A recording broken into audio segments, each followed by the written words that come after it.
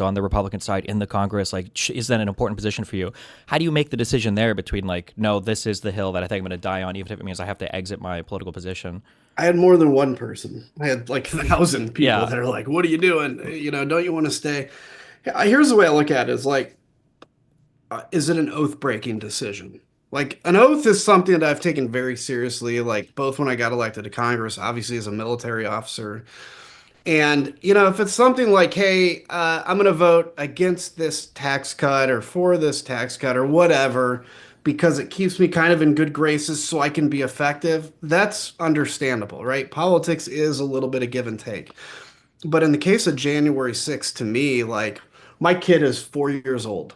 And I could not imagine sitting down with him, talking to him about truth, talking to him about what it means to do the right thing, like trying to give him courage. And then he looks in the history book and sees my last name and his last name and is like, yeah, but you were a fucking coward, right? You didn't do it.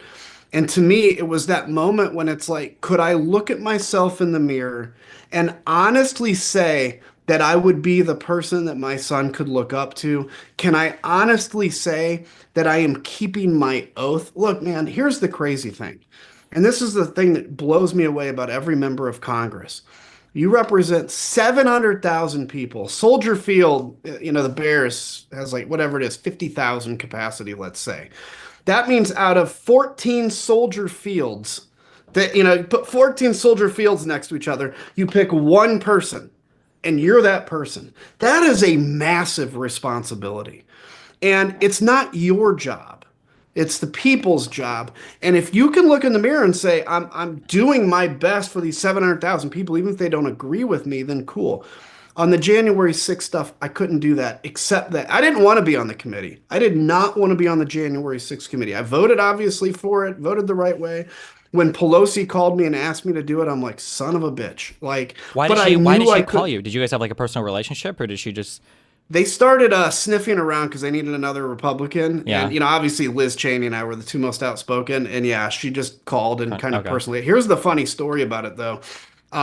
She had her kind of minions, including Jamie Raskin, talk to me to see if I'd say yes. And I told them all, I'm like, look, I'll do it because I can't say no. I don't want it. And then I wake up Sunday morning, like at 9 a.m. or 8 a.m., and she had already been on a Sunday show basically announcing that I was on the committee, and then she called me. So that kind of pissed me off a little bit, but I knew I was going to do it, and my life changed at that moment. But that's the big thing. Can you look in the mirror? Here's one more quick thing for you. Hmm. So Andreas O'Keefe is a buddy of mine that was killed in Iraq in 2018. And I look, if I'm going to take a vote, and I thought I got elected in 2010, and I made this conscious decision, which is like, if I'm going to take votes to send people to war, to outfit them for war, to train them for war, and I'm going to ask somebody to give their life for a country, literally the ultimate sacrifice, right? And now that I have a kid, I can understand what that is even better than when I was in the war. Hmm. If I'm gonna be in a position to do that, how in the world could I put my own interest in having this job above the interest of the country if I'm going to be asking people to die for it? And I got to tell you, the number of people that I worked with, I served with, that I see saluting caskets that come, land at Dover, giving a tearful speech about how amazing it is we have people willing to die for this country. And they walk in and they're cowards on things like January 6th, and they're cowards about whatever. Those people don't deserve it. And unfortunately, 95% of Congress is that. That's what pisses me off. If you're going to ask a 19-year-old to end his story, to defend a country, to give the ultimate, and you are unwilling to give up a $174,000 a year job, screw you. And Sure. that was my position. And that stuck with me the whole time. And I think it all culminated, whether you believe in God or not, I do. It all culminated in that moment when it's like, okay, now you have to make a decision. Are you going to say the thing that you've been saying for 10 years, or are you going to live up to it? Okay. And then we're close to the end of our time here. One more question. I'm just curious. And then you can take off as soon as you need to as well.